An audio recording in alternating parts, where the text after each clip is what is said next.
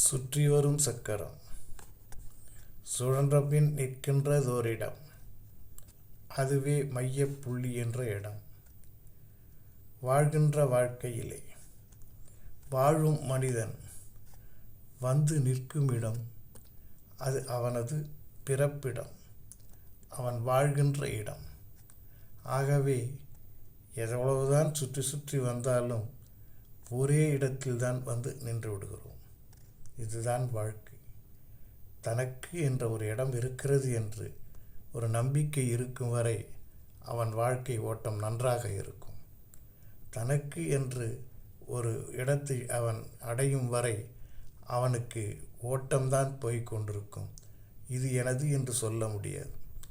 ஆகவே நாம் பார்க்கிறோம், வாழ்க்கையிலே ஒவ்வொருவருக்கும் ஏதோ ஒரு பந்தம், அந்த பந்தத்தின் மையத்திலே தான் நமது வாழ்க்கை போய்கொண்டிருக்கிறது.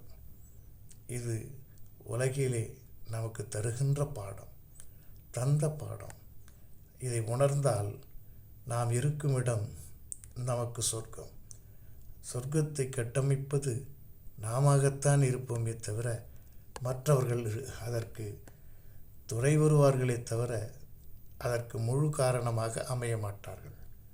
சொர்க்கத்தை தேடி அலைவதை வெறும் வெளிப்புற மகிழ்ச்சிக்காக தேடி அலைவதும் மனிதர்களுக்கு மிகவும் ஏற்படும் ஆசை, தூண்டுகின்ற ஆசை, துவளுகின்ற மனநிலை, தேடுகின்ற பொருள், இவை எல்லாமே கிட்டிவிட்டால் அவனே சொர்க்கத்தின் அதிபதி.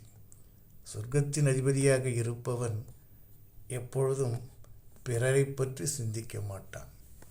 தன் சுகம், தன்னிடத்தில் இருக்கக்கூடிய சொத்து, இதைத்தான் அவன் மிகவும் தன்னுடைய வாழ்க்கையிலே முக்கியமானதாக கருதுவான். அப்படிப்பட்டவன் அவனுக்கு ஒரு பொறுப்பு கொடுத்தால் மற்றவர்களின் நிலை எப்படி அறிவான்? பறக்கும் வாகனத்திலே மிதந்து வருவான். பார்ப்போரெல்லாம் கைத்தட்டுகிறார்களா என்று வேடிக்கை பார்ப்பான்.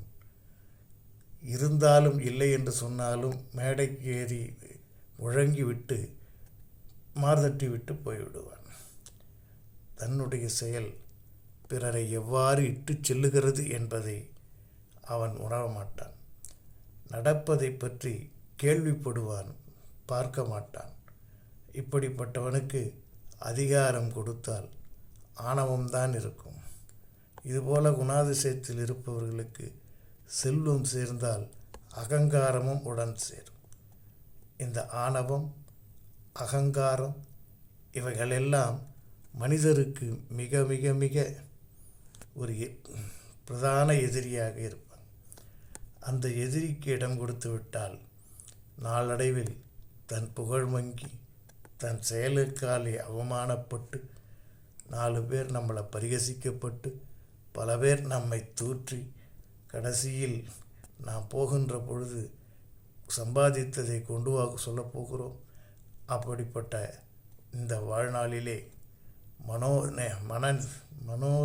மானிட நேயம், மனித சகாயம், மற்றவருக்கு உரிய கஷ்டத்தை தன் கஷ்டம் போல் பார்த்து வாழ பழகாதவன் மனிதனுக்கு போற்றுதற்குரியவனாக இருக்க மாட்டான். இதை சிந்தித்து நாம் யார் மனிதன் என்று முதிரை குத்துவோமா? எல்லாம் இன்பமயம்.